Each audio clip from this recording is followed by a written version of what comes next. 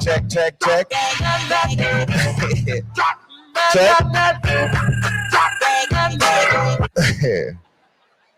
How y'all doing? We're gonna get this energy together. How y'all doing? All righty. I'm comedian Dusty Lewis. I'm from Newport, Kentucky. Yeah. That's usually the response I get when I say that out loud. How many of y'all flew in to Cincinnati to realize you was gonna be in Kentucky? Okay, that's dope. Yeah. Anybody from Cincinnati or the area? All right. Now I feel a little comfortable. I feel like I filled out an application and I lied on it. Like this. I've been doing comedy like 17 years, and it's definitely been a journey. I actually just quit my job to do this full time, so it's like my life. Yes. Actually, I got fired, but it's a yeah. I mean, they fired me. I quit at the same time. You know. I used to work for a company called Weed Man. Look, y'all acting like my mom. It's a lawn care service, people. Yeah. Because I told my mom, I was like, I got a job. She was like, where? I was like, I work for Weed Man. She said, who, Curtis? I was like, no. It's But I am definitely happy to be here. I got this job. I had another comedy brother. He was supposed to do this, but he's on the road. So he recommended me, which I appreciate based on my circumstances and things. You feel me? That's like, it's dope to see this. Like, just people working together. Is it hard to be around a lot of smart people? That's cool. I ain't never experienced that. I kind of stay around regular-minded people to feel better. Like, you know what I mean? Like, it's but I will be your host and MC. Give it up for yourself to be together, to be here to represent this. Our first speaker of the night is Miss Allison Hill. Did I get that right? All right, give it up, make some noise. She look nice, matching. Yeah.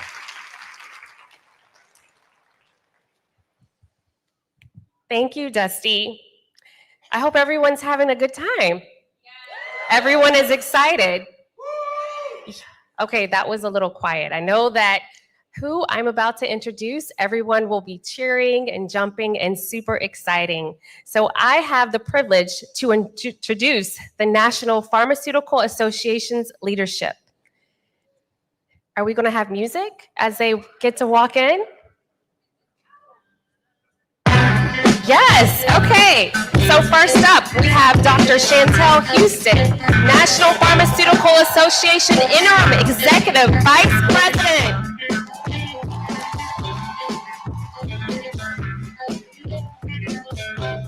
Next, we have Dr. Nicole Avent from Event Consulting Group.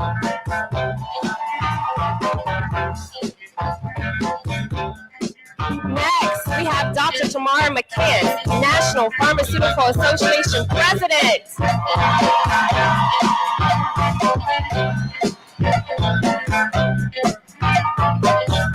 Okay, y'all were a little quiet on that one, but I know the next one, y'all are going to get really excited. So next, we have Dr. Tajay Turner, Student National Pharmaceutical Association President.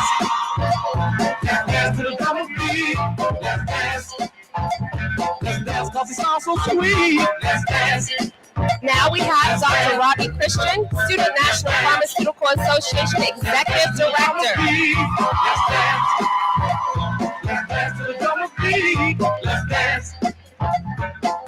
Okay, everyone knows this person and gets excited when they see this person. Dr. Ryan Marble, the 2025 Convention Honorary Chairman and the 57th National Pharmaceutical Association President.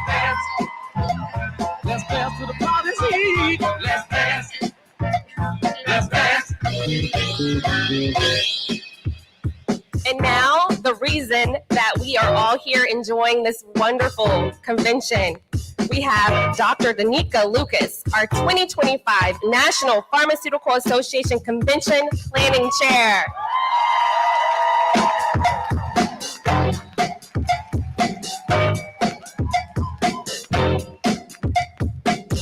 Thank you, everyone, for showing some excitement. I'm going to turn it back over to Dusty.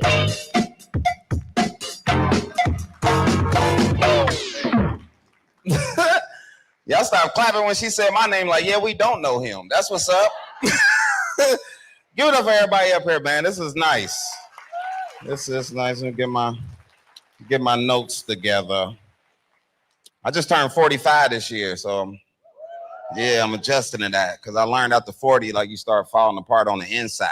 Like it ain't like you don't get to see it like you used to. Like, because I had a pack of 9-laters the other day. Y'all remember the 9-laters, the candy? It was a good pack, soft too. They were soft. Man, I ate them 9-laters. Like 10 minutes later, my little stomach was like bloop, bloop, bloop. I was like, off the 9-later? Like, usually it's like milk or something. You know what I mean? I went to the bathroom. They came out. They was wrapped up again. I was like, yeah, let me go to the doctor. Like, this is, this ain't getting it, man. This is nice. I feel like I'm around something. You know what I mean?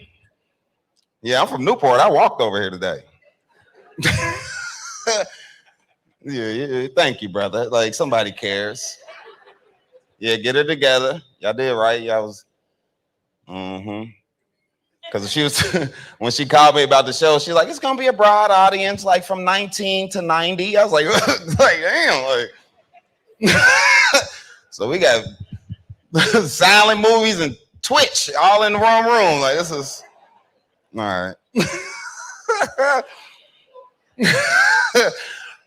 I'm glad to be here, man. Y'all ready for y'all next speaker tonight? Let me hear you say, yeah. Yeah. Coming to the stage, City Councilman. I gotta get my notes together. All right. I told you I had to blow the fine up. My bad.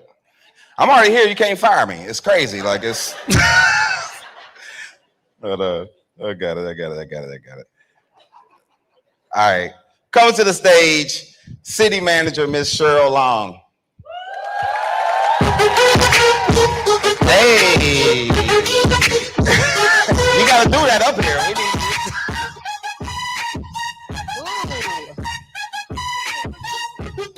Y'all having a little fun over here in Kentucky. Normally, the only place to have fun is Cincinnati, but we'll let them slide. All right. I think I'm not cool enough for this crowd, though. Is this what pharmacists do? Okay. Well, all right. Well, welcome. I am the city manager from across the bridge. That beautiful city and skyline that y'all looking at, 300,000 deep. It is an amazing, beautiful city, and it is the hometown that raised me. So I am so happy to be able to now manage that amazing city. I am coming on behalf of Mayor Abtab Purvo, who also says hello to you all, and good evening. Thank you for being here and inviting me to speak tonight. I am responsible for the day-to-day operations of 6,000 amazing employees, and we work it out to make sure that our city is beautiful and welcoming to everybody. Technically, even though I'm here in Kentucky, but hopefully you'll make sure that you come right across the river sometime during your stay and spend some time in our beautiful city. And maybe next year we're getting a new convention center, so maybe y'all come back our way because we will be happy to have you. But my comments are brief, but most importantly, I want to start by saying thank you. Thank you for choosing a profession that directly impacts the health and well-being of the citizens. You are often the first point of contact for patients navigating the healthcare system. You provide not only medications, but information, compassion, and cultural understanding. In underserved communities, your presence can mean the difference between someone getting the care they need or being too afraid and unable to ask for help. The city of Cincinnati recognizes access to health care is essential. That's why the city partnered with Undo Medical Debt, investing $1 million to help residents burdened by medical bills. As of today, that $1 million has been leveraged to purchase over $205 million medical debt, lifting the burden for more than 560 people.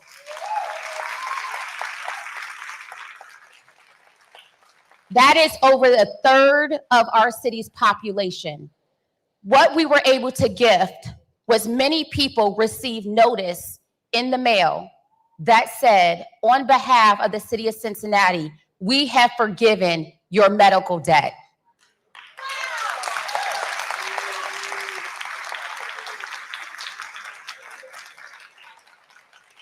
And when I tell you the calls, the emails that we received, because first of all, that was not something asked, that was not something sought, but looking at our financial blueprint, what we knew as Black and brown communities were definitely suffering, and many were afraid to go to the doctor because they knew that that debt was hanging over their head.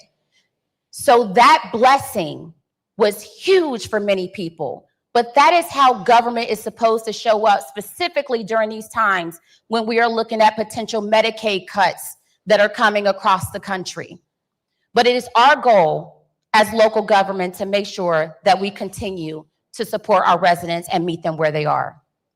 The city recognizes the importance of access to pharmacies, and that is why we are also making sure that we are investing in a healthcare center project in Over the Rhine that would add a pharmacy to serve low-income residents where there previously was none. You are helping people live longer, healthier lives, regardless of their zip code, income, or background. So I again want to thank you for your contributions.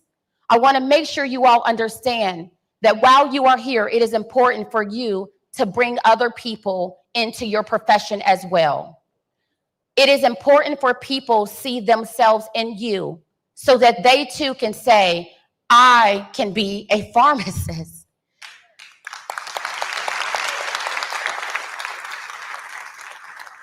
When we're looking in the medical profession, it is too hard. People want to see themselves in their doctor, regardless of what that is. That is why, just like in city management, we have to make sure that all people from walks of life, whether that be race, gender, whether that be background, religion, you have to stand up, recruit, and make sure we create these benches.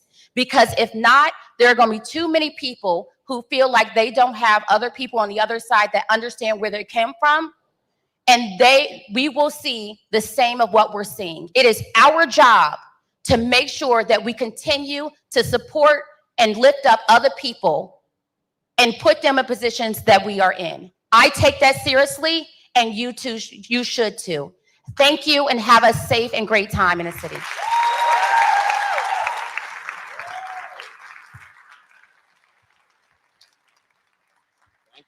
Thank you. That is what's up. This is definitely, you all right? Doing great. You smell good. Thank you. Somebody farted over there earlier. Everybody kept moving, trying to blame each other, but it wasn't you.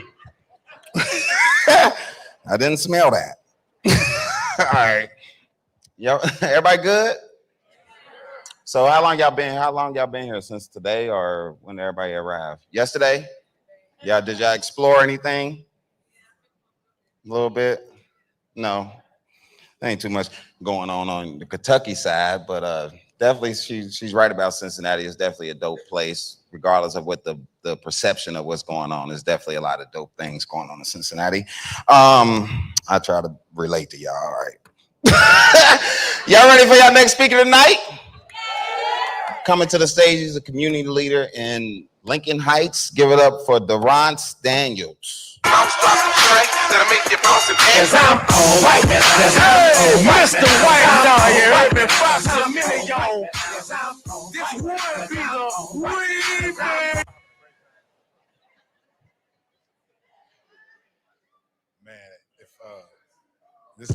Man, if I was back in college, if it was 2009 and Barack Obama was still in office, you might have saw me wipe me down. But unfortunately, it's 2025, and let's just say Obama is not in office. I appreciate you all. I'm actually going live for a couple of reasons. As they said, I am a council member, a person that lives in the village of Lincoln Heights. And I'm glad you had the city manager come up first, because I definitely wanted to follow her lead. I was a little taken back when I was asked to speak here, and I had a couple of emails back and forth because I really didn't know what to say to a room full of pharmaceuticals and people that deal with this field. I mean, pharmacists, I'm sorry, and the pharmaceutical field. Let me make sure I say it correctly. No, I know that matters. No, that definitely matters because words do matter. Words do matter. The work that I do is that I go door to door. I listen to residents and I hear what their problems are. I hear what their issues are. Is anybody familiar with the village of Lincoln Heights? We've had some national news this year, so you may have, yes ma'am, I know that's right. We may have some national news this year, so you may have heard about it. So on February 7th, there was a group of neo-Nazis that came into our community. And when they came through, the residents definitely showed them the exit door and told them they can get out, how to get out of there. But no, and thank you. And I'm extremely proud of our residents, but there's a reason behind that. So Lincoln Heights is the first African-American city above the Mason-Dixon line. So established in 1946. I'm not going to give you a history lesson, but at some point, you know, Lincoln Heights was the second wealthiest African-American city above the Mason-Dixon line. So you had its own, and we still now have its own pharmacy, but you had its own grocery store, its own movies. The dollar touched its way 7 times before it left the community. So what does that mean? You're talking about building a community and building economic power in a small town. Right now, you also have that same community where it's now one of the poorest in Hamilton County. So what happened? Well, obviously all of our best talent left the community. Now, I know that I'm not speaking to no one here, but if you come from a community like me and where I graduated from Elon University in North Carolina. Is somebody from Elon? There we go. All right. Well, I did get my master's at North Carolina Central University as well too. Eagle Pride Amplified. There we go.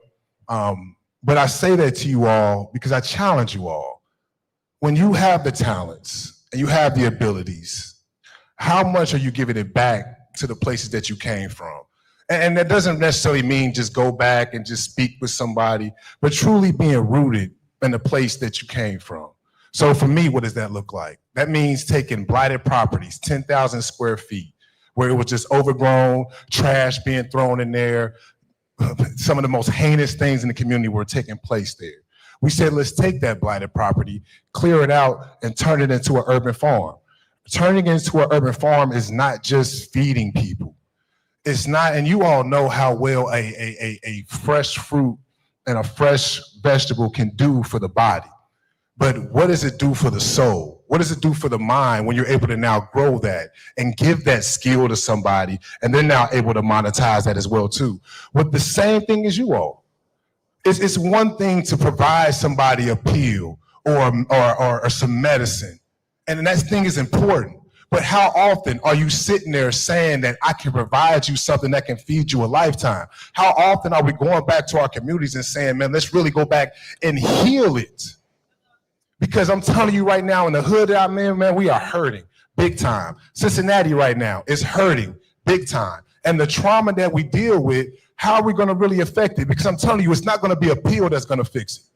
It's not going to be a drink that fixes it. It's not going to be some weed that fixes it. It's really going to be the people here and how you're going to allow everybody to be empowered to fix it. Now, the solution is not going to be something that just comes from me.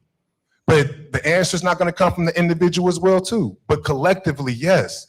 Because if you're talking about racial trauma, and it's gotten a lot of nicknames over the years, post-traumatic slave syndrome or whatever you want to call it, right now, the ability to sit there and figure out how we can deal with the mental stress that is dealing with individuals right now and that we keep dealing with. Does anybody know the current news that they're talking about in Cincinnati right now? So there was a fight that took place last week. How many of y'all have seen a fight? But how often does that fight become national news? It became national news because of the racial dynamics that have taken place in it.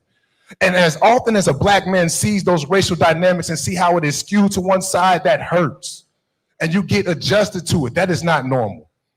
The great thing that and I'll leave on this, because we can talk about how we can work on greater. The great thing that the village manager and we did in Lincoln Heights, the year that it was incorporated in 1946, 1947, the Cincinnati Police Department chose to open up an open air gun range right next to our community. So yeah, yeah. So my great-grandfather, my grandfather, my father, and myself, every day we wake up in the morning, we don't hear birds chirping, we don't hear kids playing, we hear automatic gunfire every single day. So once again, those traumas that people, once again, when they say they have to get used to it, digs deep. How many things have you have to get used to? This room is beautiful, I just want to test how, this God is good and all the time. All right, I just want to make sure I was home before we said this next statement. So we deal with a lot, and I know you all had to deal with a lot to get in the spaces that you were in. I know you all had to deal with a lot of crap to get in the spaces that you're in. You had to push it to the side, you had to forget about it, and you had to keep it moving so you can achieve a goal that they said when we were children that are quote unquote the American dream to try to help somebody else. The hurdles that you have to put through are scars that you get to bear. But can you now take your scars and help the next generation not deal with them? We can in a true holistic way, but it's not gonna be just a pill. It's not gonna be just some over-the-counter liquid medicine. I don't know the proper term for that, I'm sorry. I don't wanna keep calling it a drink. Some of us need that too, but solution, there we go. But I will get off my high horse with this, but man, as I say, I appreciate the honor. I'm completely humble, but I truly do challenge you all. Let's think about it from a community standpoint. And if you want to work with me, I tell everybody all the time, my number is 513-518-6953. The Nazis got it, you can have it too. They came to my community, wanted to do some stuff. Will you come to my community and want to do some stuff? My name is Deron Daniels. Thank you all.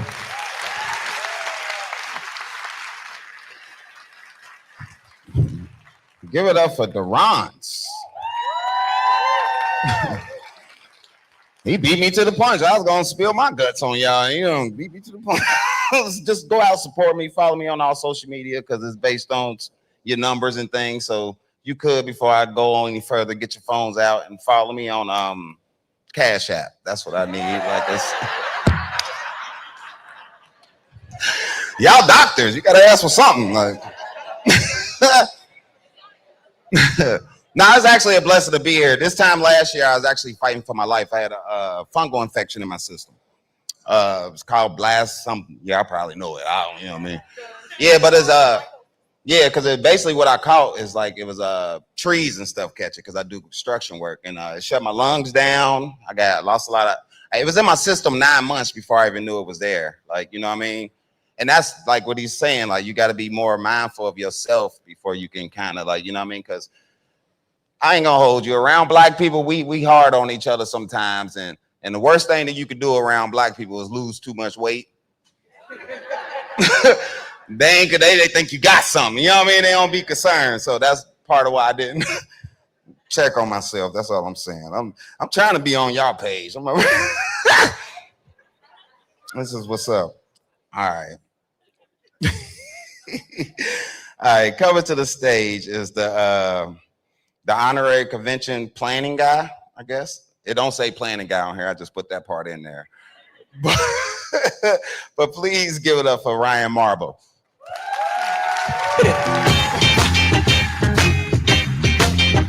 Oh, how you feel, brother? Feeling good. You feel good? Thanks so much. What's going on? How's everybody doing? All right. Let's have a little bit of fun here. It's so good to see you guys. Everybody find themselves here very well. I know there's a little bit of confusion. Are we in Cincinnati, Kentucky? Where we at? I'm glad y'all made it. All right, but let's get this going here. So good evening, everyone, and welcome to the 2025 National Convention of the National Pharmaceutical Association and the Student National Pharmaceutical Association. It is an absolute honor to serve as your honorary chairman, and even more of a blessing to stand before this beautiful community of pharmacists, students, retirees, and future trailblazers, all united under one mission: service to the underserved. This year's theme, In Sync, in Service, reminds us of who we are and what we do best. When we move together, when we speak in one voice, and when we care with one heart, that's when we can shake the system. That's when we can become unstoppable. You made it all the way to Cincinnati, so do me a quick favor. Take a deep breath in, and a deep breath out. Shake the hate off. All right, now we can continue having a little fun. I wouldn't be here unless I did a few shout outs, so let's go ahead and get started. So let me begin by recognizing the incredible leadership that continues to steer these organizations with vision and purpose. Let's start off with the NPhA Board of Directors led by our president, Dr. Tamara McCants. Give her a hand. Hey, let's go. We'll jump right into the SNPhA Board of Directors guided by President Dr. Tajay Turner. Give her a hand. Under the guidance of SNPhA Executive Director, Dr. Robbie Christian. Give her a hand. Yes. We've also got our NPhA Foundation, which is led by Chair, Mr. Terrence Burrows. Give him a hand as well. Let's do this. That's the money, man. Y'all better give it up a little louder. Y'all students, y'all quiet. And then I also wanted to take a moment to acknowledge my supportive family. My whole family is here. That's pretty dope. I'm gonna first start off by acknowledging my wife, Ashley. She's just been so supportive and encouraging of me. And I just really appreciate you. When I was approached about running for president for NPhA in 2018, we were expecting our first child. And I was very apprehensive. So I told everybody who approached me about it, I told them, no, absolutely not. I'm not doing it. But having further conversations with my wife and just encouraging me and telling me to step outside of my comfort zone, that was one of the better decisions that I've ever made. And I'm always appreciative of you for that. So thank you so much. And she's going to be all shy and embarrassed. It's all right. And of course, I wanted to thank my children who are sitting up top, Fox and Drew as well. Thank you so much. Appreciate y'all being very understanding and sharing me with my NPhA and SNPhA family. It takes a lot of time away during my tenure as president. So I appreciate you all for your understanding. Even though you're children, one day you'll see some video of this and just know Daddy appreciates y'all. Thank you. And then my big brother is here as well. He's been so supportive of me my whole life and been a great example and a leader and a person of culture in the city of Cincinnati. So thank you for being here and supporting me as well, bro. I appreciate you. All right, so before we transition for the final charge of the weekend, I'd like to take a moment to recognize a cornerstone of our host city's pharmacy legacy, the Cincinnati Pharmaceutical Association, known as SNPhA. SNPhA is a historic organization of African-American pharmacists serving the greater Cincinnati area. It was formed in the early 1970s to create a professional space for Black pharmacists to network, foster mentorship, and remain current on trends and developments in the pharmacy profession. Not only is SNPhA the oldest African-American pharmacy organization in the city, it is also one of the most impactful. Throughout its history, SNPhA has been fueled by the vision and commitment of countless pioneer leaders. Some names you may know well, others perhaps you'll be hearing for the first time, including Robert L. Thomas, Norris Gordon, Harold Waller, Margie Eves, Jerry Rucker, Vernita Hawkins, Melka Wallace, Nadam Ayin, Benji Mitchell, Felicia Avery, Jerome Jackson, Adria Davis, Pat Aiko, and many, many others. These individuals carried a shared commitment to put service to the underserved first, always pushing the profession forward. If you are a current member of SNPhA or you've ever called Cincinnati home on your professional journey, past or present, I ask that you please stand to be recognized for your contributions to the profession. I see y'all. Okay, got a few. There we go. Oh, Miss Hill, you go ahead and sit down. You sit down, Miss Hill. I got something special for you. And I'm glad that you're sitting right up front because this is the perfect seat for you. So I would like to acknowledge and honor one of our profession's most impactful leaders, a trailblazer in both pharmacy education and in community health, and one of SNPhA and NPhA's own, the incomparable Miss Ruby Hill. Please give her a hand. You stay seated. Don't you get up. Don't you get up. It's a giant. Yes, y'all get up. Yeah, give her a hand. Make some noise. Yes.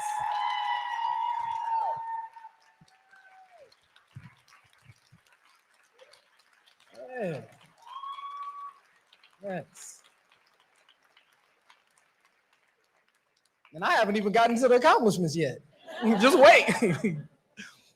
Let's get started. So in 1975, Ms. Hill became one of the first professionals in pharmacy education to lead strategic efforts around recruitment, retention, and matriculation of minority students.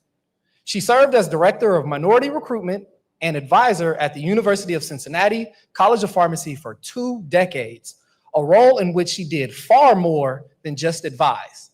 She built bridges. She created pipeline programs connecting local high school students to the College of Pharmacy.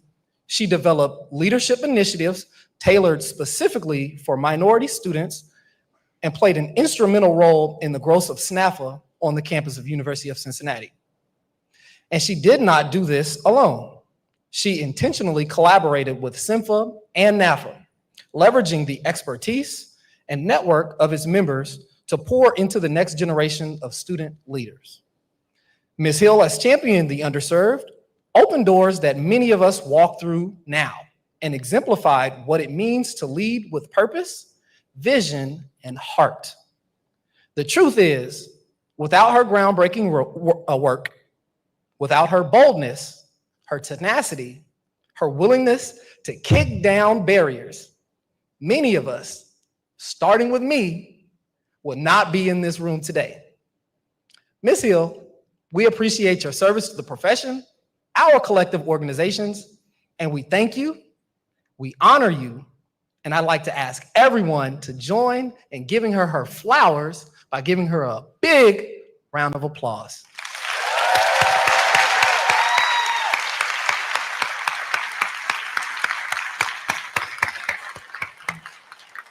Thank you.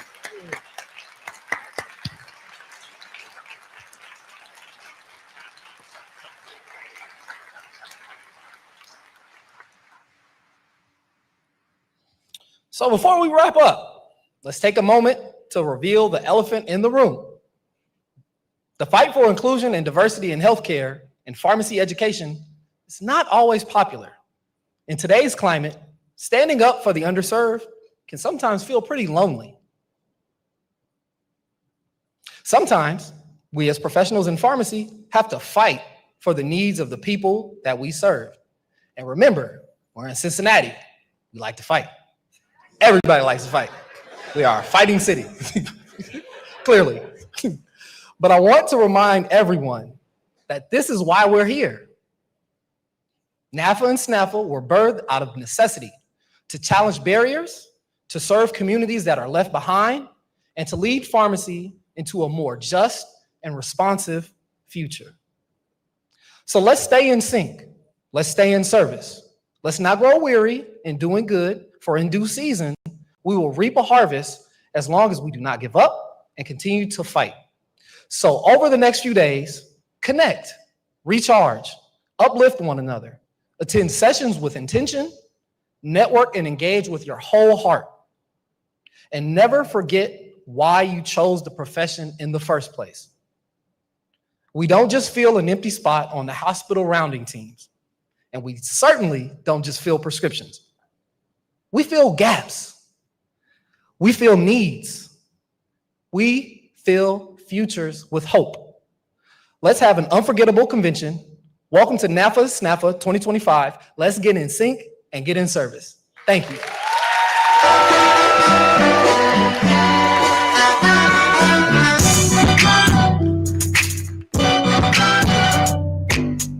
Give it up for Ryan. He the only one gave me a regular handshake. Everybody else be giving me the job interview handshake. Bring it in, you know what I mean? Like, All right. I might be back next year. I don't know. I don't think so.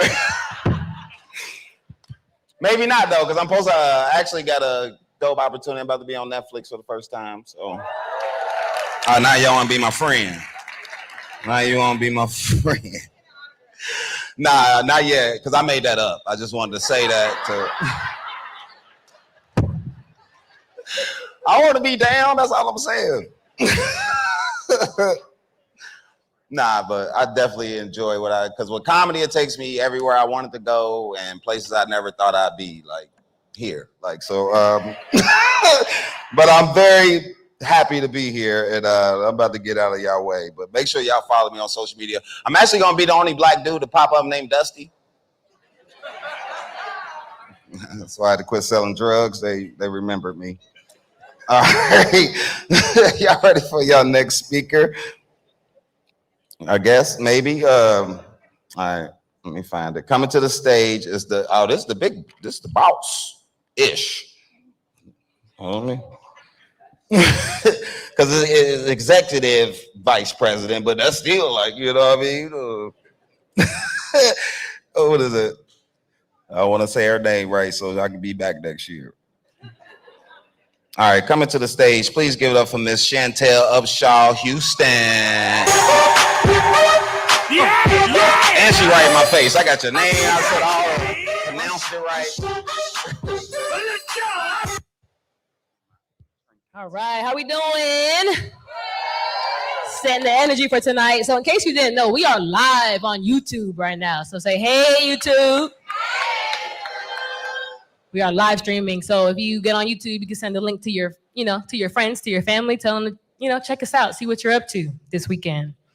So before I introduce our keynote speaker, I just want to share a story about how I met Dr. Nicole Avant. So I met Dr. Avant as a pharmacy student in 2015 at the Black Women in Pharmacy Conference hosted by the legendary Dr. John Clark, who was my professor at the USF Health Taneja College of Pharmacy. We did an activity where we had to draw different professions. And when I drew the doctors and pilots as white men and all the other jobs as everyone else, I knew that I too had implicit bias. So I would never forget that activity because it really just shined a light. Just because you're Black doesn't mean you don't have bias. Just because you think that you're not racist doesn't mean that you don't have bias. And that was the day that I discovered my bias. As they say, I was gagged. So fast forward 7 years later, when I was at the National Community Pharmacists Association and we needed an implicit bias speaker for a CE session, I knew who to call. And the year after that, I knew who to call. And 2 years after that, as zone director, right? Zone 2 in the house, Region 2 in the house. We had a zone mission that was to ensure that our members, our leaders at NPhA had seats at the table when it came to other pharmacy profession groups or associations. And I invited Dr. Avant to speak at a Zone 2 call, and our mission was to have a seat at the table. She said, we need to build our own table. I was gagged. And now today, she is our keynote speaker. So the SNPhA fam is real. We might not have time to talk to all of you this weekend for more than 5 minutes, but understand that if you were invited here, it's because there's someone here that you need to meet, someone that you need to connect to, energy that you need to experience. So I appreciate all of you for being here today, and I'll go ahead and introduce our keynote speaker. So Dr. Nicole Avant is a board-certified ambulatory care pharmacist, professor, and strategist whose career has been dedicated to advancing racial and health equity. Growing up in Chicago, she witnessed firsthand the consequences of unequal access to health-promoting resources, shaping her lifelong commitment to equity and justice. A trailblazer in her field, Dr. Avant became the first Black woman professor and chief diversity officer at the 5th oldest college of pharmacy in the United States, University of Cincinnati College of Pharmacy. Shout out to Cincy. It's deep. Her groundbreaking research has focused on implicit bias, microaggressions, and the experiences of marginalized identities, navigating power dynamics in healthcare and higher education. Dr. Avant has been recognized for her scholarship and leadership, receiving the 2021 Best Publication Award and the 2017 Rising Star Award. She's also a respected professor, teaching about racial and ethnic disparities, inclusive leadership, and pharmacy practice. Drawing on interdisciplinary insights from sociologists, historians, organizational strategists, and somatic practitioners, Dr. Avant takes a holistic approach to transformation.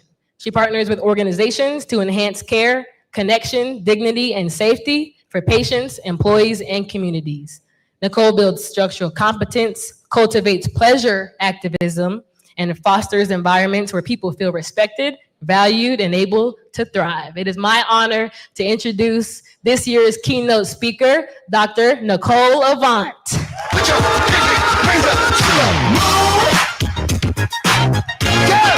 What y'all trying to do?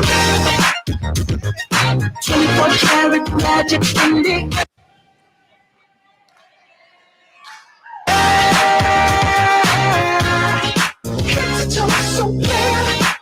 look out! Pop, pop, it's showtime. Showtime. Y'all should have played Beyonce if y'all wanted a show. Okay? That's what y'all should have played. Okay, play cozy. All right, thank you, Chantel. I hate intros. I hate sitting and listening to people talk about me. It makes me so nervous. My heart was pounded out of my chest. So if I ever come back in 10 years, I hope that's a lesson I learned to like sit in my accomplishments and let people love on me, because I really appreciate that. So when Dr. Houston asked me to do this originally, it started out as a board retreat. She was like, hey, can you come do a board retreat for us? And I'm like, oh, absolutely. I do board retreats all the time. I've been on the NPhA board. And so I thought that would be a really awesome experience. And then she came back like a month later and she said, oh, no. They want you to do the keynote. And I was like, what? I've done keynotes before, but I've never done one at an organization that has shaped me. And so I thought today my keynote would be something with the theme of a love letter to SNPhA. So welcome to When They Gave Me Lemons, my photo journey of 13 lessons in lemonade, joy, resistance, and becoming. So before I start that, hold on, let me go back. Can you see it? Okay. But this is where I want to be. Can I stay here? Why y'all keep telling me to go back? I promise I want to be here. But if y'all want to see this picture, then fine. Let me go. Y'all like that? You see it? Okay. So I want to start by, and I can't see the slides in the way that you all can see them for some reason, so I might have to look back a little bit. But before I start giving lessons, I want to talk about what shaped me. I grew up in Chicago on the west side. Yes, come on, Chicago. And Trish is from the west side of Chicago. We went to grade school together. I grew up on the west side of Chicago in a neighborhood called North Lawndale. It's a poor community of Chicago. But when I was younger, it didn't feel like it was a poor community. Oh, you can't hear me. Let me just hold it. It didn't feel like a poor community because I was well loved. I lived in a 2-bedroom apartment with my mom, my grandmother, my 2 aunts, my 3 first cousins. It was a lot of us in there, but that felt like love to me. It wasn't until I got older that I felt like, okay, I'm starting to experience communal violence. I'm starting to experience domestic violence. And I knew that this isn't what I wanted for me in my life. And so someone told me in high school, the more you learn, the more you earn. And so that stuck with me. And I said, well, you know what? I want to go to college because I want to make sure that I am earning enough money so that I don't have to live like I'm living. Because I had seen at that point too many dead bodies in the streets, some of them were my friends, so much so that it was normalized that I remember asking people, how many dead bodies have you seen when I met them? And I didn't realize that that was an odd question till about 15 years ago. So let that sink in. So my first lesson is to replace the oppressor's gaze. When I decided that I wanted to go to college, I really didn't have a lot of role models. Nobody that I knew had went away to college. So when I went to college, I was terrified. It was a predominantly white institution. I'm from a predominantly Black community. And I just felt like they made a mistake. Somebody is going to come, tap me on the shoulder and say, please, it's time for you to go back home. In addition, when I graduated high school from my Chicago public school, I graduated with a 4.22 out of a 4.0 GPA.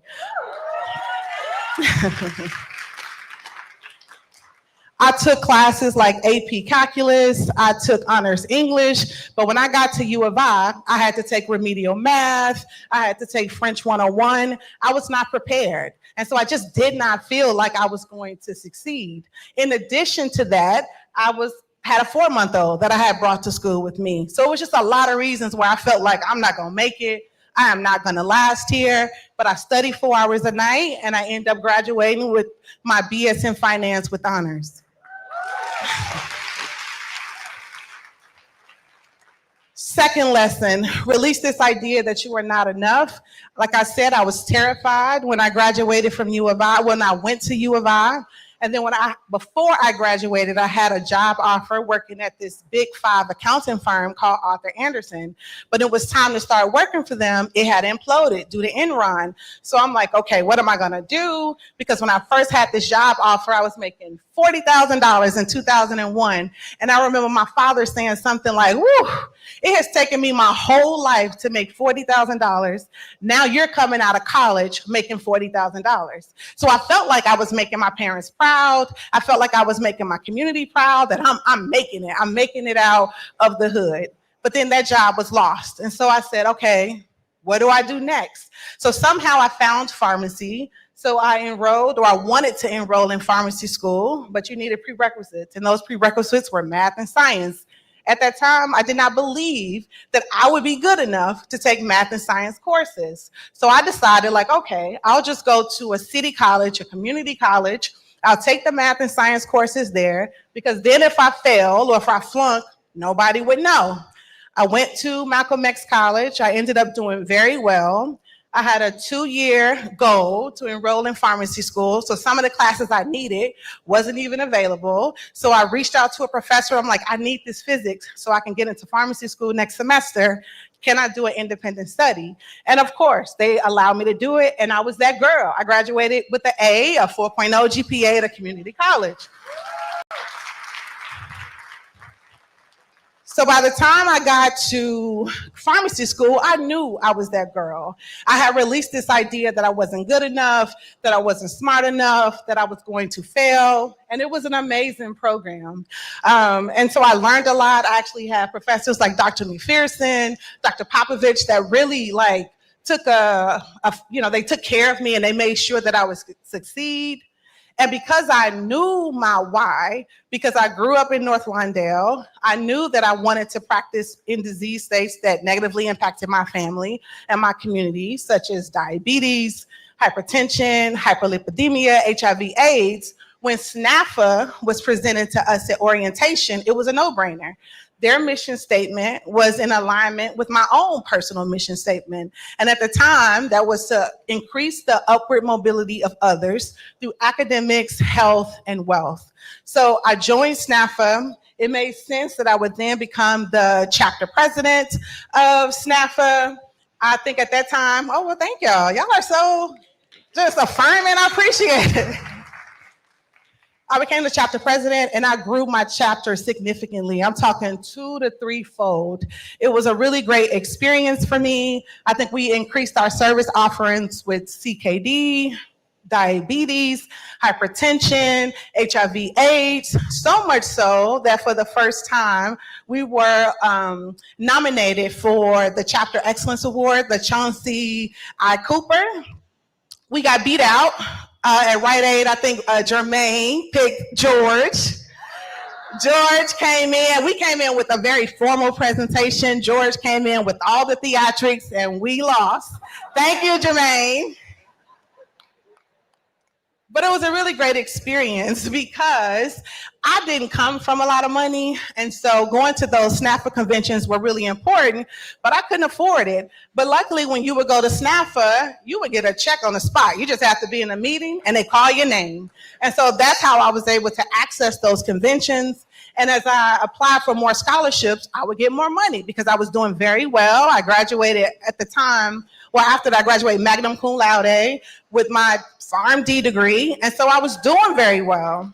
So I could get the money and I can pull it down, which allowed me to stay in school and also attend these conventions. Because at the time, I think we had mobile deposits were just coming out. So they would give me a check on the spot and that money would be in my account that day. And it made sense for me to join. I'm sorry, the slides are not coming up on here, but I, participated at the regional level. I did clinical skills competitions. I was involved at the national level. So it made sense for me to continue and then join the board. Which brings me to my fourth lesson, reject urgency culture and practice the pause. When I got back from my convention or from the leadership retreat at Walmart in Bentonville, Arkansas, I had learned I was pregnant in January, and then March I miscarried, and then June I suddenly lost my father. It was unexpected, and this man was my cheerleader. He was my rock. When I was an undergrad with a 4-month-old, it was my father. I had told him like, hey, it's taking me 2 hours to go off campus, to drop my baby off at daycare, to come back on campus to class, and then I have to do that again when it's time to pick him up. My dad gave me his brand new car. When I said I wanted to buy a house, because I was like, Dad, I want to build wealth, my daddy gave me a down payment for my house. He was there. So to lose my father in the middle of pharmacy school was traumatic for me. It was difficult, and I treated myself like I was a robot. I did not pause. I just kept going when I really needed to. And luckily for me, I was, part of the national board, and I had people like Ebony who knew something wasn't right. Nicole isn't her joyful self. She reached out, she sent cards.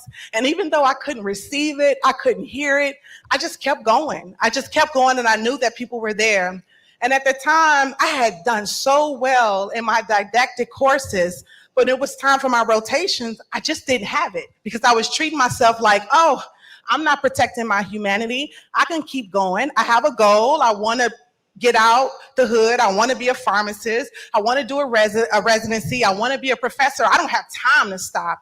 And I kept moving and I kept going. So I would literally not shower or do anything on the weekends, but come Monday, I would shower, get up enough to go to rotations. I would come back and go to bed. I didn't do any homework. I didn't do any studying because I couldn't. And so the lesson I learned from that, eventually, it took me a while, but I'm not a robot, and I get to pause when I need to pause. And even though I have goals, that doesn't mean that my goals stop, but at the time, I need to pause. And so I encourage you to do the same. My fifth lesson is say yes to unusual opportunities. I wanted to do a residency. A residency came up at the University of Oklahoma Health Sciences Center, and I remember thinking, Oklahoma? Like, who wants to live in Oklahoma? One of the best cities, one of the best states I lived in. I have no regrets. Luckily for me, I was heavily involved in SNPhA as a student, and I did not have a lot of money to carry me through. And at this time in my life, I had a house in Chicago. I have a 3-bedroom apartment in Oklahoma City. I have 3 kids, and I'm pregnant with another. I wasn't gonna make it. And I called Iqbal because I was connected in SNPhA, and I said, listen, I'm doing a residency, but I need to make some additional income. And just like that, I had a job where I can work at Walmart 1 weekend a month, and that helped me get through. Again, it was because of my connections, and I didn't know it at the time, but I was networking here with SNPhA. It changed my life, and it gave me the foundation I needed to meet my career goals. And I chose Oklahoma because they had the disease states I wanted. I practiced in a pharmacist-run clinic managing diabetes, hypertension, HIV/AIDS. So it was perfect. And so I needed that. They were building it around me. Even the second year, they didn't have a residency available to me, but they created my AmCare residency. And so I remember Dr. Miriam was upset because she basically said I had a position at Chicago State as a professor, but I'm like, well, they're creating a second year. I got my babies here. We're just gonna stay 1 more year. But even that, to know that I had access to deans just by coming to these meetings that knew me and knew my goals and were willing to invest in me meant a lot. The sixth lesson, reject disposability culture because your dreams do matter. Who would have thought, and my dad was the one who reminded me of this because I don't pause to honor my wins, but he would always remind me, like, you were this wild child from the west side of Chicago, and look at you. Look at me now, right?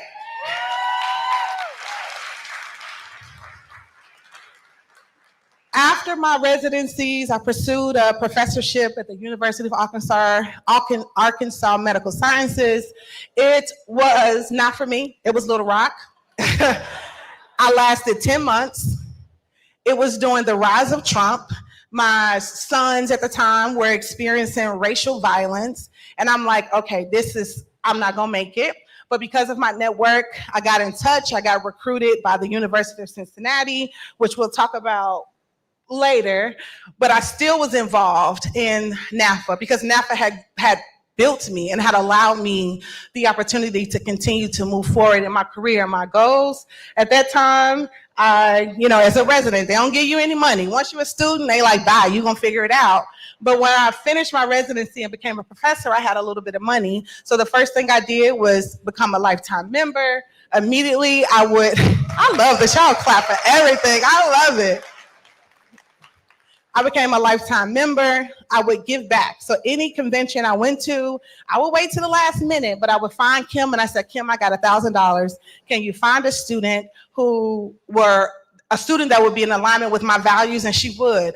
And so I continue to do that. I was the SNPhA chapter advisor for my students when I was at UC. I continue to give back, and I hope that you all continue to give back because our Black dreams matter.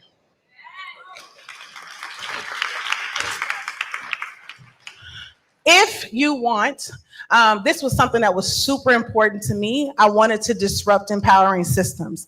So when you see weightism, classism, racism, sexism, anytime you see differential treatment and structural inequities, I encourage you to disrupt it in any way that you know how. And so for me, I was hired as the first Black woman professor and chief diversity officer at the University of Cincinnati. And so I'm like, okay, well, I have the title, so I'm gonna do the work.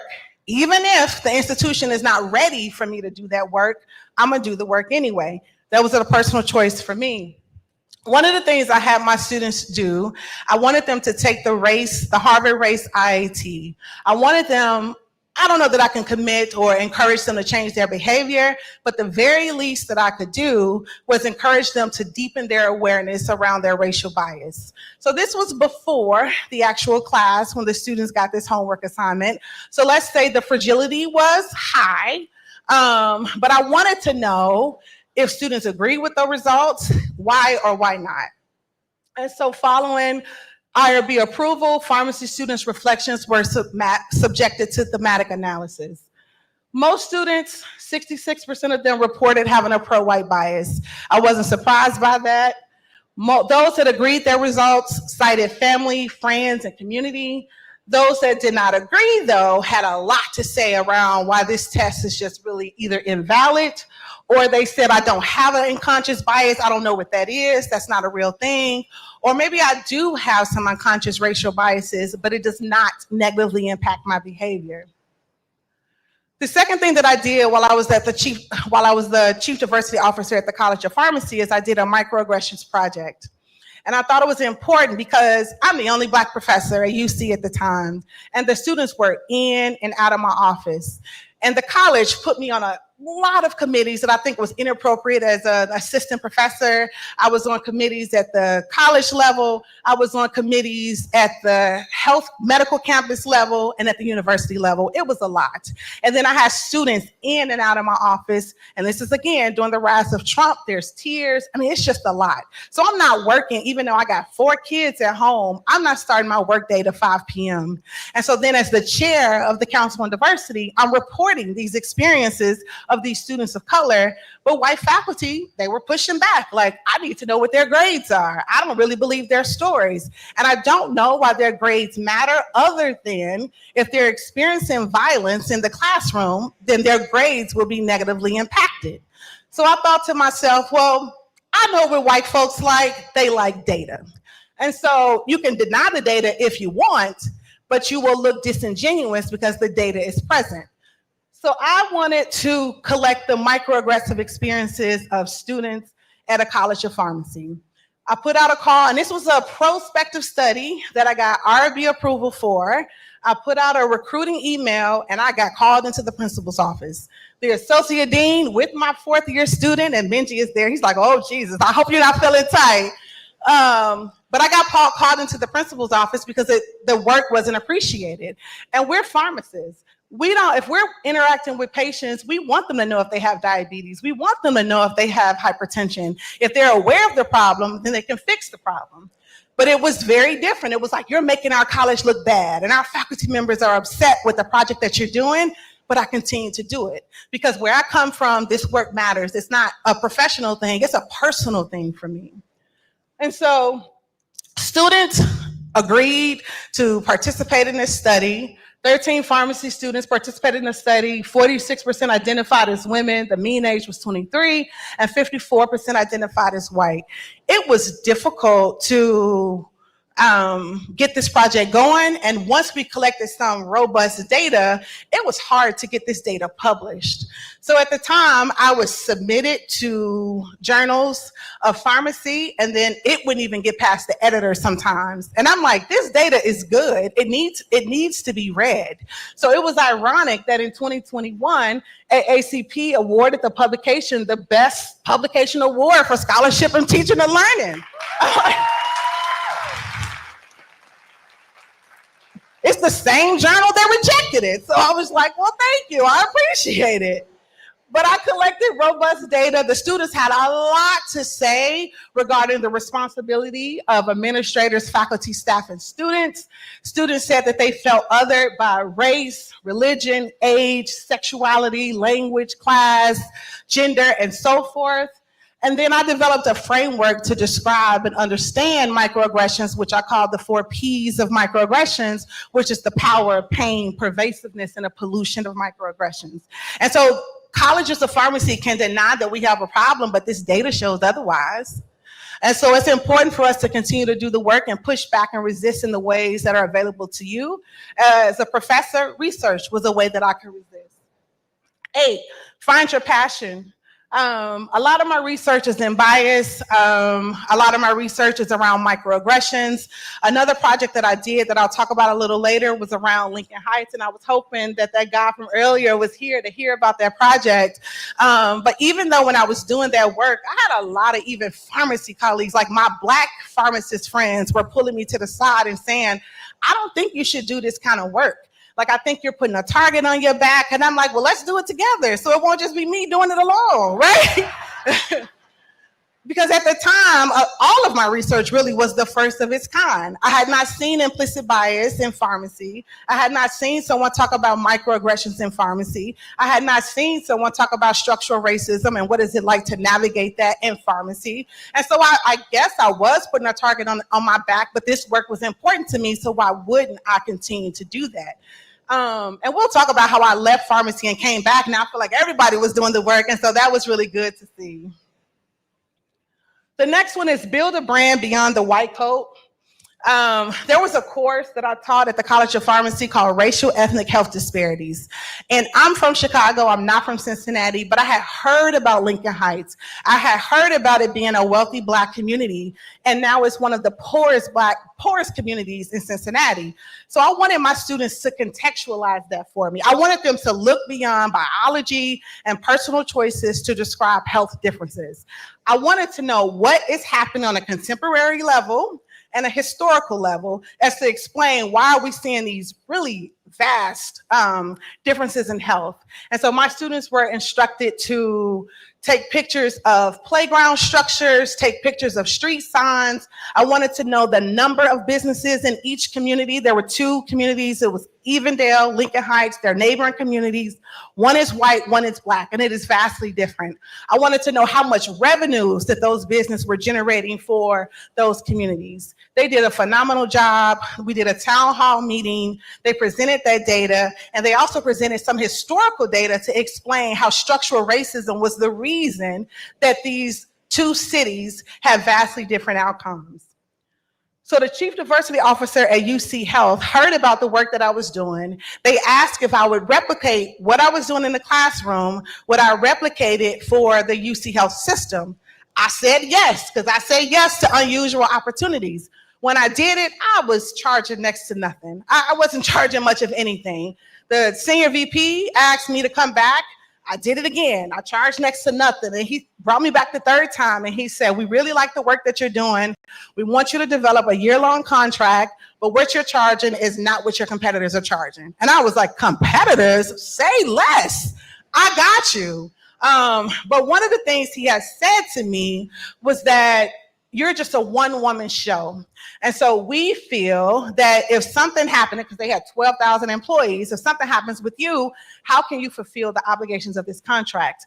I love feedback. I heard that feedback. So then I went back to UC where I had developed relationships with all type of professors and other academics, and I built a collective. And the collective was, we were a collective of academics, health professionals, sociologists, anthropologists, historians, and we're helping organizations and health systems specifically enhance patient care, employee care, and community care. And that's how it was born.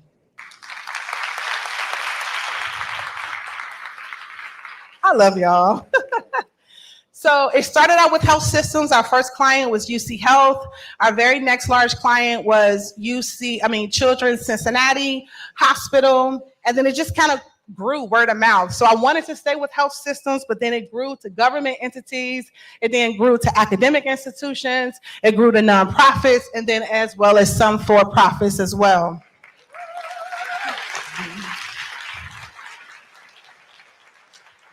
So in my first year of incorporation, I generated close to $1 million doing what I wanted to do, a little Black girl from the west side of Chicago.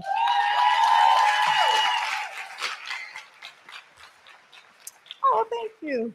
I've had the opportunity, and this is, I wish I could see my own slides. I can't see it from here. I just see my title screen. But as you can see, I built the team. So when organizations say we don't know how to build a pro-Black organization, or we don't know how to build a Black team, we can't find the Black people, how did this girl find them? It takes intention.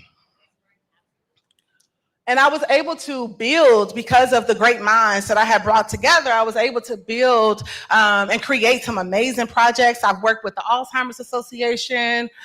Through that, I met Representative Ilhan. We've just been able to do some amazing things around Black infant mortality. And so I just appreciate the opportunities I've gotten by just following my dreams, because Black dreams do matter.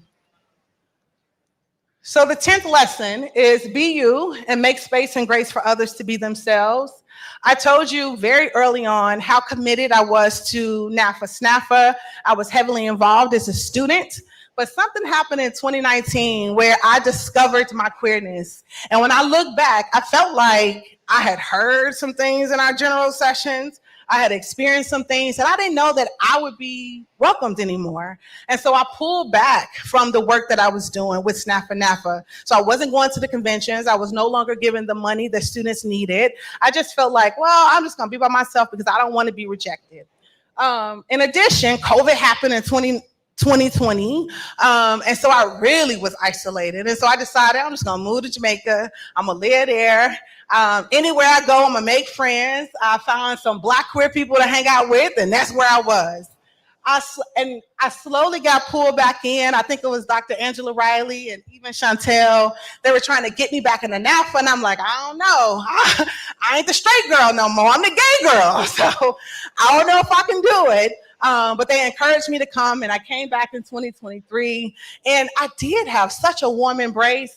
I even remember I went through and I looked through some poster presentations, and I think it was somebody named Dr. Tyler, and she was presenting her data, and she was talking fondly about how Dr. Avant's research, she was talking fondly about how Dr. Avant's research had been foundational for her, and I'm like, I'm Dr. Avant.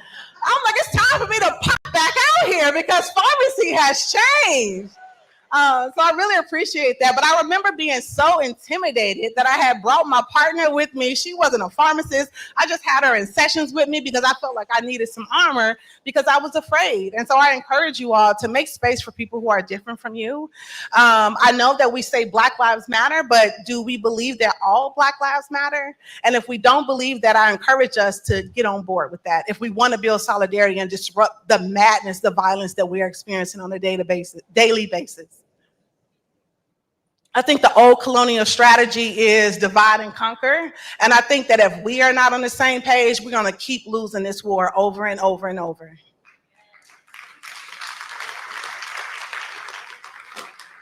The 11th lesson I have for you, only have 13, but the 11th was de-shame pleasure and make liberation feel good, honey.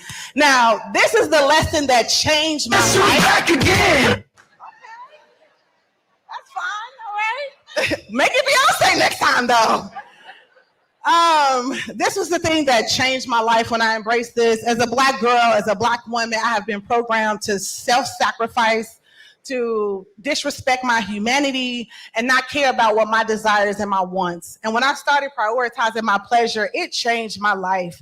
I developed a healthy relationship with myself, which then encouraged me to develop a healthy relationship with my kids and my family and my friends. Because I think for a long time, after experiencing so much bullshit, navigating this pharmacy profession, I became hard, I became angry, and I just didn't like who I was becoming. And so for me, when I started prioritizing my pleasure, I got back to that sweet, innocent girl that I've known myself to always be. And so this is my joy just from 2025. In 2025, I've been to Tokyo on a family trip. I've followed Beyonce around the world. I've been in London. I've been in Houston. I've been in Chicago. I've been in DC to see my girl. I've been hanging out with my family and my friends. And when I do that, because 2025 has also been filled with lemons, but when I do that, it's hard to make room for anything else. And so when I do experience negative emotions, there's really not a lot of room for it, because every day I'm working to prioritize my pleasure. The next lesson I encourage you to do is find your people. When I told you before, I did not have access to a large queer community.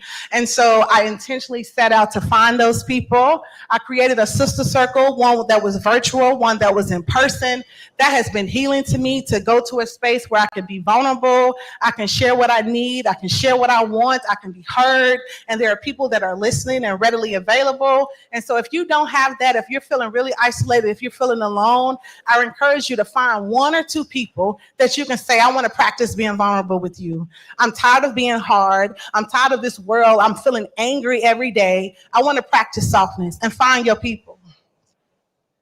And then the last one I'll say is cast a spell for your future. I'm gonna cast one for you right now. My oldest son, the baby that I took to school at 18, he's getting married in March. The son that I had when I was doing my prerequisites for pharmacy school, he finished his first year at Jackson State studying computer science.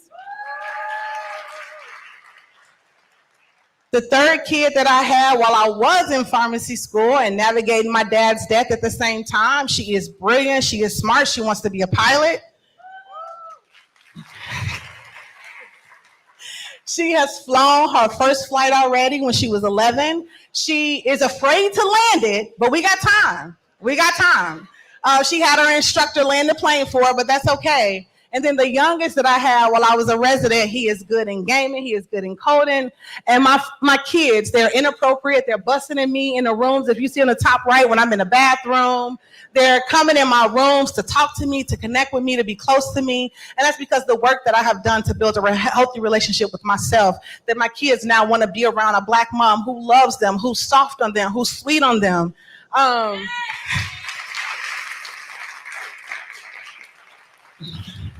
And my first son didn't get that. He got like, come on, I got things to do. He got the hardness. And so I think he's even healing in the way that he's seeing his younger three siblings are being raised. I think that there's still a longing for him. Like, I wish I had that, but it still is strengthening our relationship. So I know that it's never too late to cast the future that you want, even when you make mistakes. So that's all I got for you, was these 13 lessons.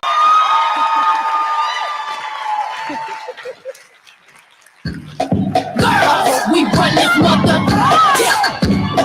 Girls, we run this mother. What?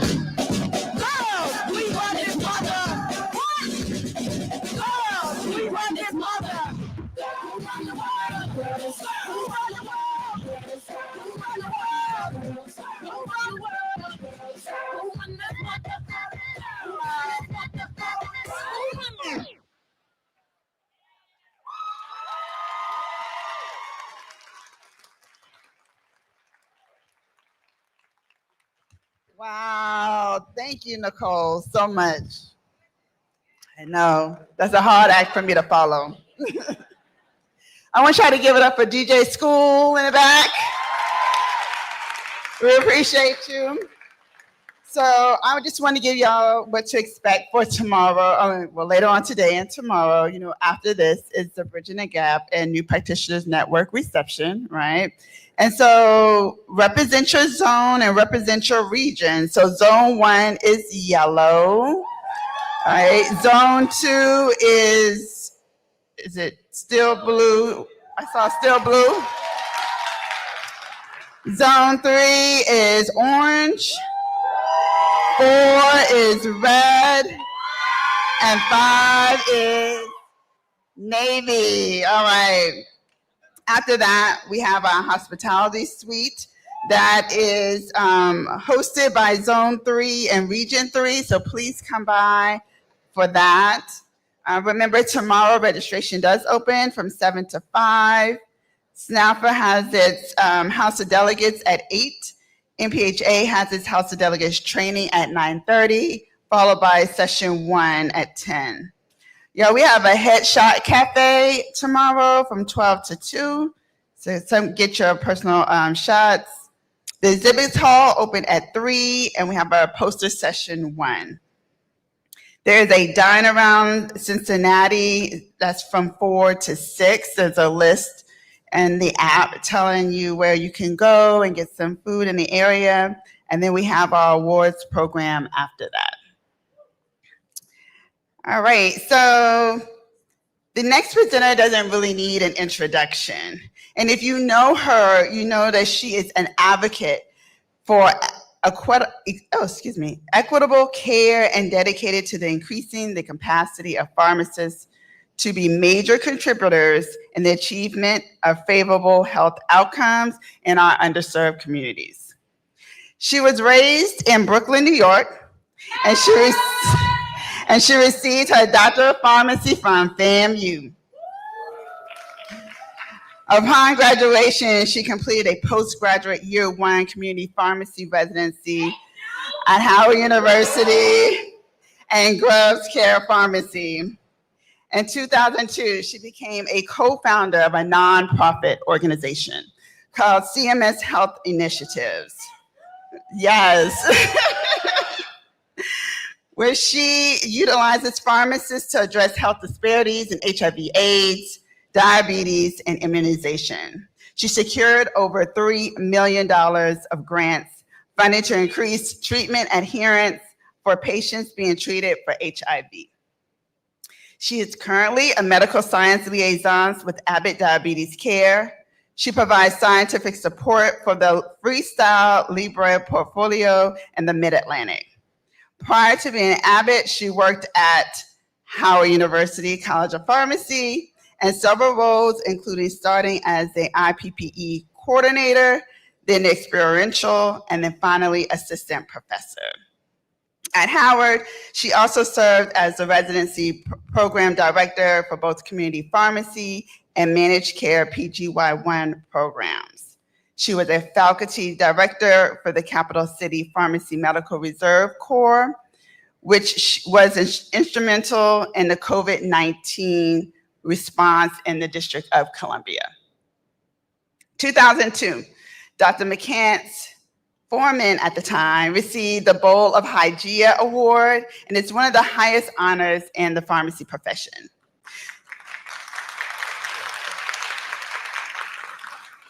She has served in numerous leadership positions throughout the profession of pharmacy, including 17 years in the District of Columbia Board of Pharmacy.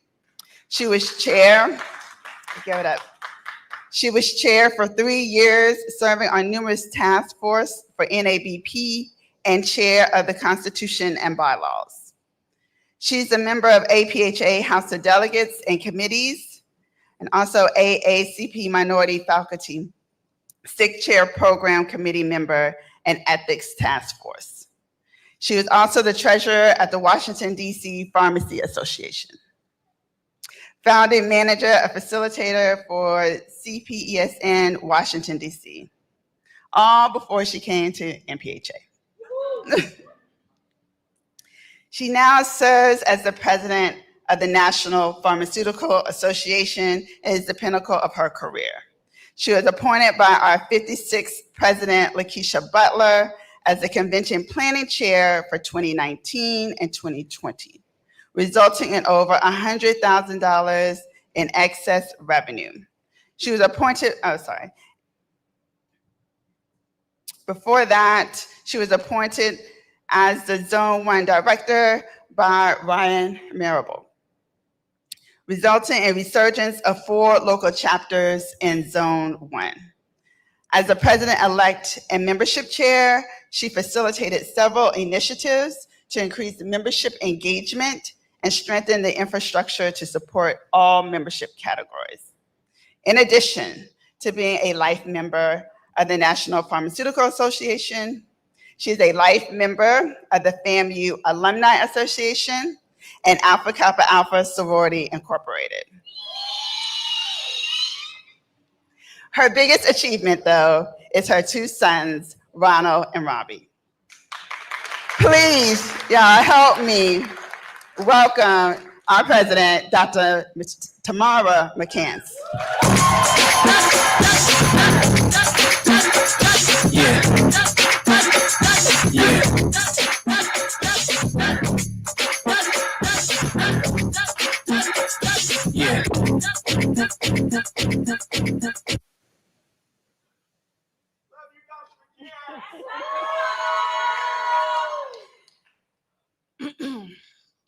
Thank you, Mr. Burrows, for telling me what you told me earlier. I don't even know if he's in the room.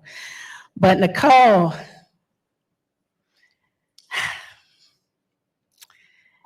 thank you so much for your excellent, excellent keynote address. So, before I even get started,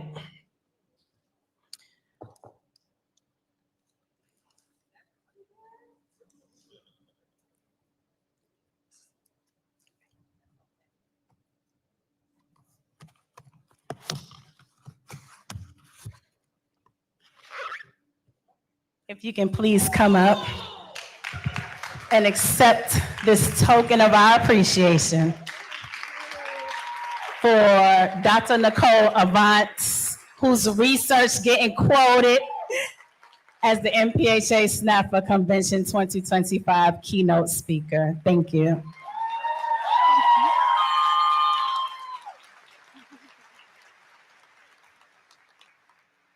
And I wouldn't be here because I didn't qualify, and I had to be a zone director. I wanted to be zone director before I even wanted to think about pursuing the office of president.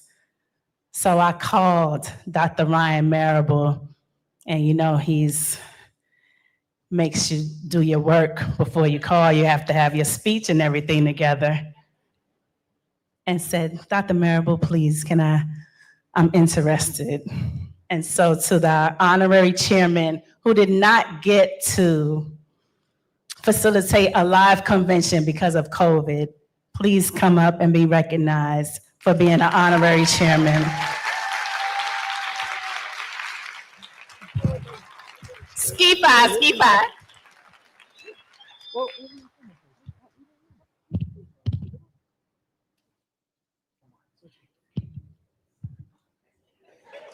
And y'all know we don't take photos during the sessions anymore.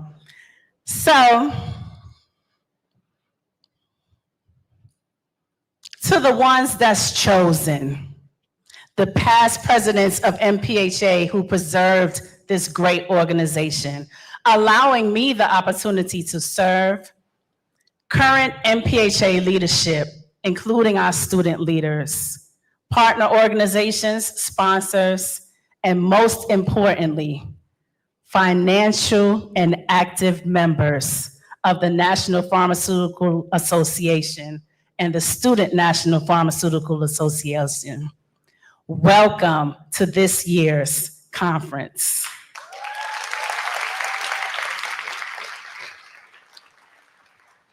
And we are streaming, so those of you that did not make it, I wanted you to see, I think it might be about 35 people right now, what you are missing. And so you make your way to us next year. I want everybody to understand, whether you are a seasoned pharmacist, a student just beginning your journey, or somewhere in between, know this. You are not just a part of this profession. You are a part of a movement, and we are so glad that you're here. So, why don't you follow me? I stand before you today with a vision and a hope. I am hoping to see the day when every patient in every zip code receives care that is not only high quality, but equitable. The day when your background, your language, your skin color, your income, or your education level doesn't determine your health outcome. The day when pharmacy isn't just at the counter or in the clinic, but at the front lines of justice. It's not a game out here today. Back at the center of the community, just like how it was when NPhA was founded in 1947, and in the heart of change. We are not there yet, but we see it every day in the work that we do. The mother choosing between insulin and groceries. The patient being treated for HIV and AIDS who still faces stigma and silence. The child with asthma in a zip code with no clean air, no fresh food, and no pharmacy nearby. And as more and more pharmacies continue to close, their closes in the areas that these people are affected. So I say to you that this is just not a conference. This is a meaningful, heartfelt request for you to follow me. We cannot afford to fight each other when there is so much more to fight for. And I'm speaking specifically to my partner pharmacy organizations that are here. We cannot be divided by disciplines, degrees, demographics, when our power is in our unity. And I'm speaking specifically to the National Dental Association and the National Medical Association, the Black Nurses Association, all of us as health professional organizations. Pharmacy has always stood for access, for trust, for science, and for service. But now we must stand for more. We must stand for peace in our communities, peace that comes from wellness, from dignity, from care that reaches every single one of us. For us, the National Pharmaceutical Association, health equity is not just a buzzword. We didn't have the luxury of conveniently removing certain terms from our website, task force, and other documents. This is a battle cry. And who better to lead that charge than the people who are trusted, trained, and rooted in every single community, the most accessible healthcare profession, and that's you.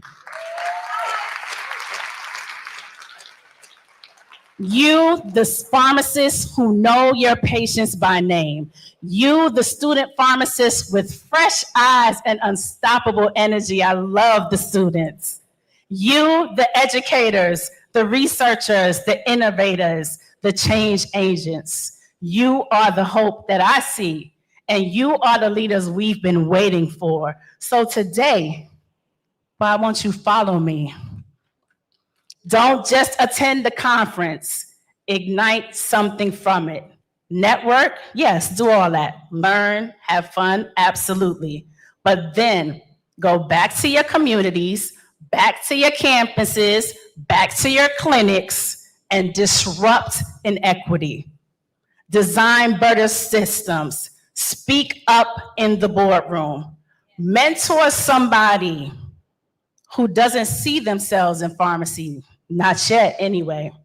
And most of all, serve your patients, not just with knowledge, but with compassion, cultural humility, and courage. We will be the ones who show that health equity isn't optional, it's foundational.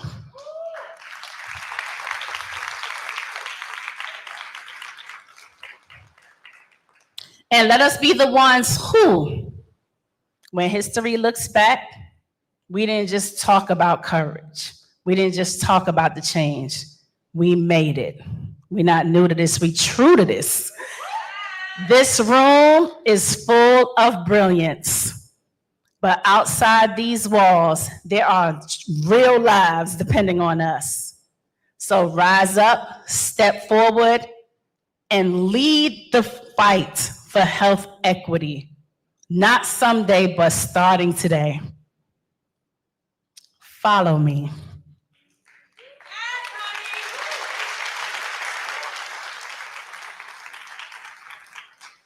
So at this time, I would like to take a privilege to present 4 presidential awards.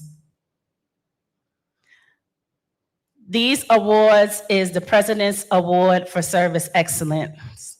We are not going to take our pictures at this time because we want to move the program along. But my first award is presented to Dr. Chandler Fullington. Dr. Fullington is the ASCP NPhA Fellow, our first fellow, but this is not about the fellowship.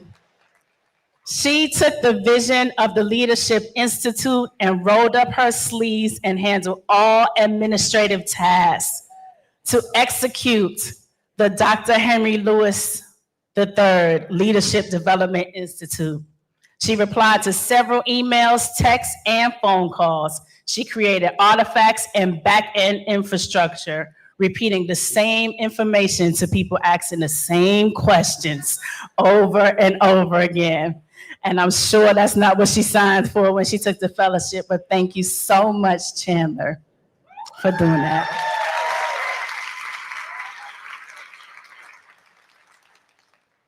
My next award recipient is Dr. Amar Patel, Senior Manager at Walmart. Is he here? Yes, he is. I have to credit Kenneth Burt II for the introduction. Since the very beginning, Amar has been very intentional about strengthening Walmart's partnership with NPhA to include SNPhA. Walmart was the first corporation to financially commit to the Dr. Henry Lewis III Leadership Development Institute and served as a guest lecturer for the institute that was so inspiring, as busy as he is. And I am confident that he talks positively about me and NPhA when I am not in the room. And those are the type of people that you need in your life. So thank you, Dr. Patel.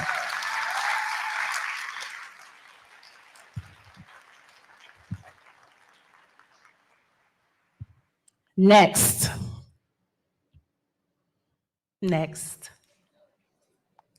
Okay. I'm going to call up my chair for the proposal management, Dr. Raven Jackson.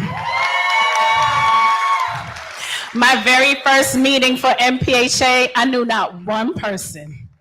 And her and Dr. Megan Brown asked me if I wanted some sushi. And we have been bonded ever since. And I am very passionate of increasing the sustainability of our organization through increased and diversified funding. I had plans to get a federal grant, and then somebody got elected. So we had to pivot, and Dr. Jackson created a team and submitted a grant proposal to the Robert Wood Johnson Foundation with minimal to no input from me. She just took it and ran with it. I so appreciate you.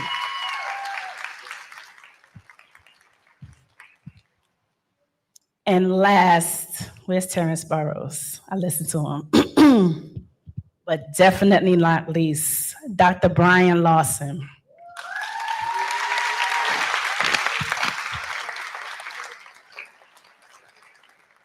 Thank you so much for being my biggest inspiration, the leading voice for one unified financial management system, ensuring the sustainability and perpetuity of our organization, being my personal cheerleader and supporter, listening to me and understanding the struggles of balancing my wants, needs, and desires, and the bandwidth of the organization, managing my disappointments. Thank you so much for your service as the National Treasurer for the National Pharmaceutical Association.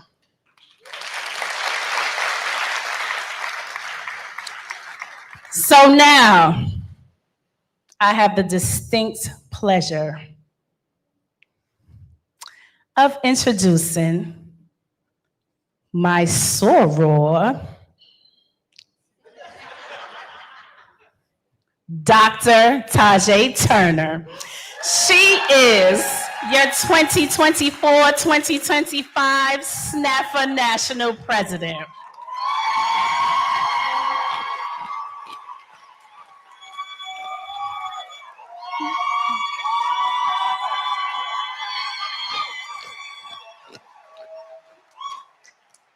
Her presidential theme, Connected for Change, emphasizes the power of connection to make meaningful change in our communities.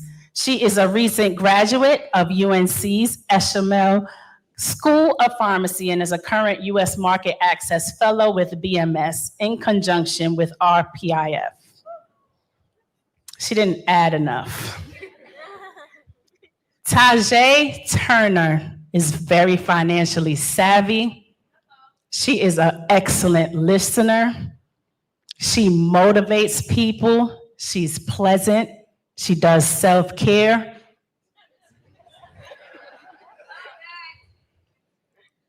And is an outstanding leader.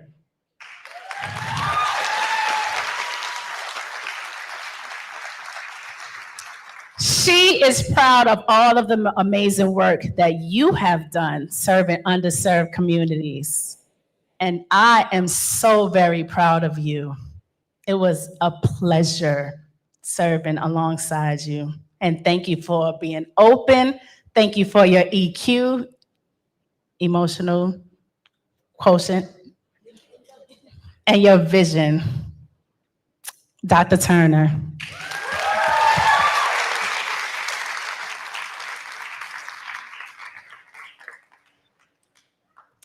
Thank you so much, Dr. McCants. It is so special when you get to lead alongside a soror. So very, very thankful to have that opportunity, and just always so thankful to NPhA for always allowing the students to let their voice be heard and attend meetings and just really continue to increase the collaboration between SNPhA and NPhA.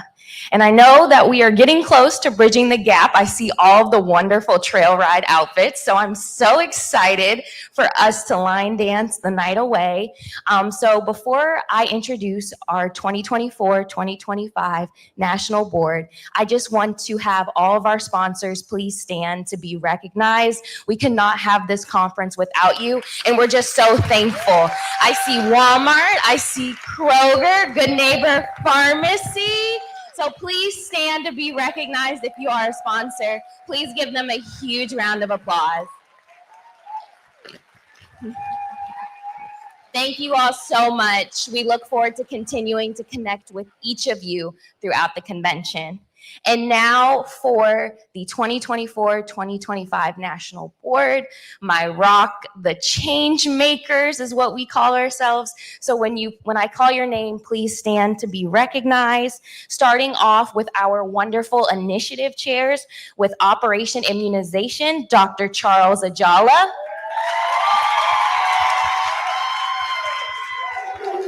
Our Legislative Membership Benefits and Immigration Chair, Dr. Joshua Moorhead. Our National Project Keepsake Chair, Miss Magdalene Mallory, Dr. Next Year. Our Fighting Diabetes Chair, Dr. Andrea Perez. She here? She might be setting up for BTG if I can't see her. Oh, she's right there. Perfect. And then our Power to End Stroke Chair, Dr. Shankira Mike. Woo! And then Dr. Kiana Kimball, our National Bridging the Gap Chair, is waiting for all of us at the event. So please be sure to say hi to her when you see her and thank her for all of her hard work. But let's give her a round of applause. And then we are so sad that our Remember the Ribbon Chair, Neil Barande, and our Mental Health Chair, Dr. Tana Fields Johnson, were unable to be with us tonight. But could we give them a round of applause? Next, I'm going to kick it off to our region facilitators who got these wonderful t-shirts and didn't tell nobody about it. Super cute, starting off with Region 1, Dr. Kiera Roundtree. Give it up, Region 1. Then my home, Region 2, Dr. Marquita Williams. Region 3, I know you've had a long travel day. Thank you so much for making it. Dr. Melody Evans, give her a big round of applause. And then kicking it off to Region 4, Dr. Brianna Watkins. And then you know, last but not least, Region 5, Dr. Maran Matiktu. Next for our executive committee, starting off with our National Corresponding Secretary, Dr. Ivy McLam.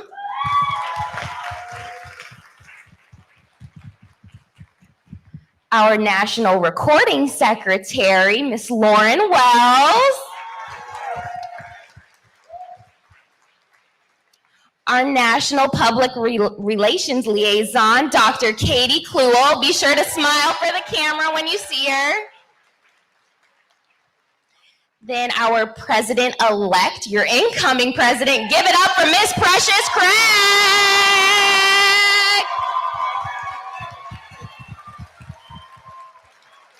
And this one's real special to me, my partner in good crime, as we like to say, my Vice President, Dr. Ashley Addison.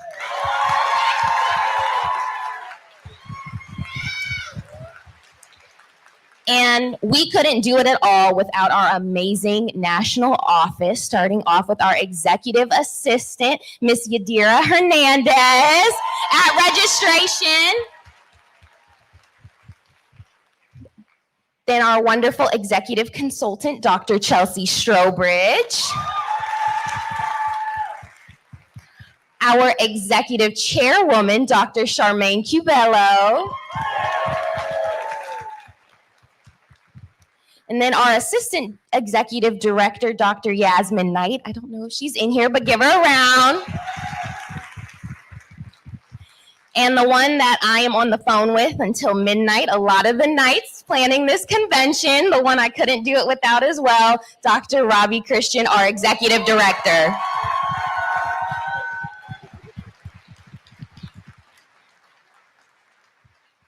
And thank you all so, so much for all of the hard work that you've done this year. It has been a true joy seeing you all on social media, interacting through your Surge Challenge submissions. Just thank you all so much for the hard work in your communities. And I hope you continue to be connected for change and continue to make a difference in our underserved communities. Thank you so much. And I'm going to transition it back to Dr. McCants to introduce the NPhA Board of Directors. We are almost done. First, at this time, I'm going to acknowledge the National Pharmaceutical Association leadership team, starting with Jeff Falkeson. Is he in here? Jeff, can you come to the front for a second? Jeff, come to the front for a second.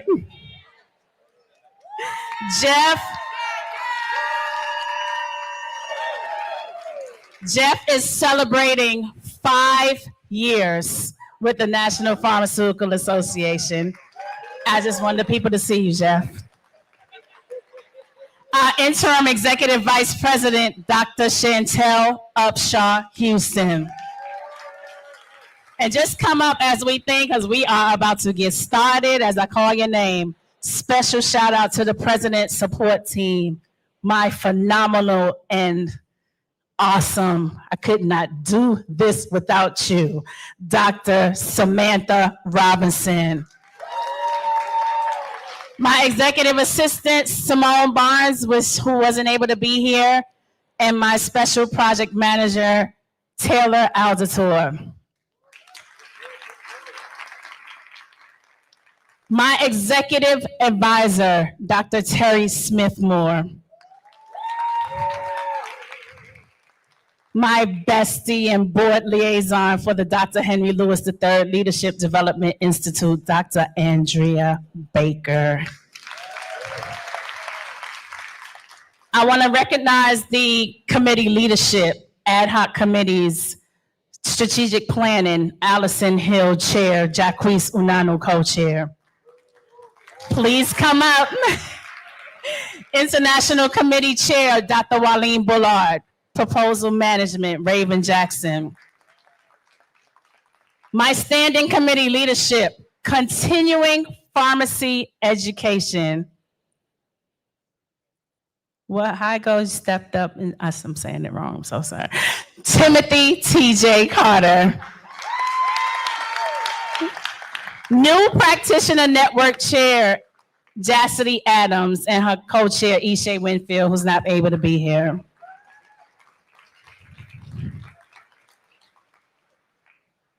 My literal ride or die, Dr. Danica Lucas, Convention Planner Chair, and Diamond Donaldson, who was not able to be here because she had a personal event, but she worked so hard behind the scenes. I want to thank you guys so much. Critical Initiatives, Jonathan Newsom and Kiara Wilson, and Legislative and Regulatory Affairs, Dr. Sudan Corey Gordon and Karine Joan Franklin.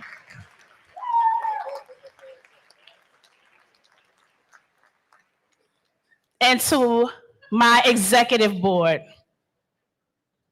starting with my parliamentarian, Dr. Jewel Reddick. Zone 1 Director, Dr. Adrian Simmons. Zone 2 Director, Terrence Brown. Zone 3 Director, Ariel Williams. Zone 4 Director, Alicia Reed. Zone 5 Director, Shawan Babin, who wasn't able to be here. Speaker of the House and Bylaws and Resolutions Committee Chair, Dr. Corey Holland. Treasurer and Finance Committee Chair, Brian Lawson. Secretary and Publicity Chair, Elisha Ross. Nomination and Awards Chair and immediate past President, Dr. Frank North.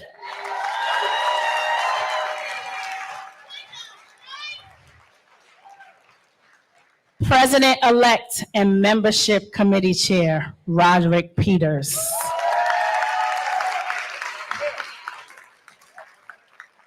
And transitioning off of the board, my other cheerleader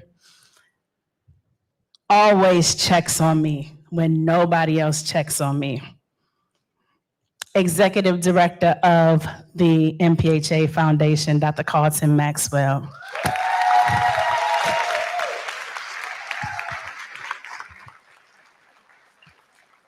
So, you know, there's a meme that was out that said Black people out here doing line dances while the world is falling apart, right?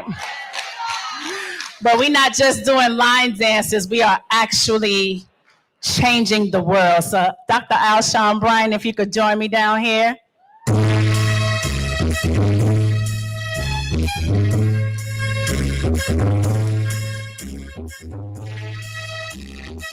One, two. Yo. So if you know, follow me, the line dance, come on down. Yeah. I know some of us practiced it earlier, so don't get no cold feet right now. We're gonna start right here. We're gonna work our way down. right? Here we go. 1, 2, 3, 4. Hey.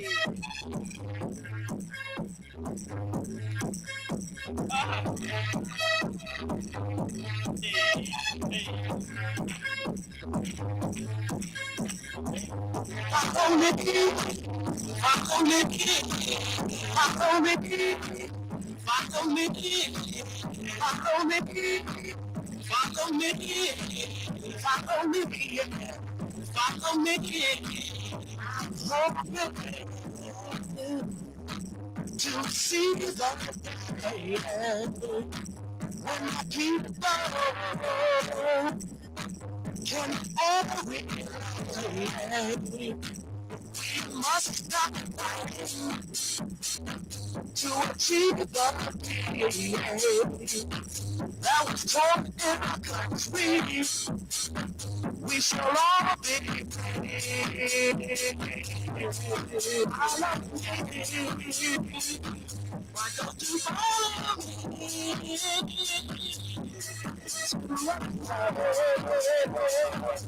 Where we can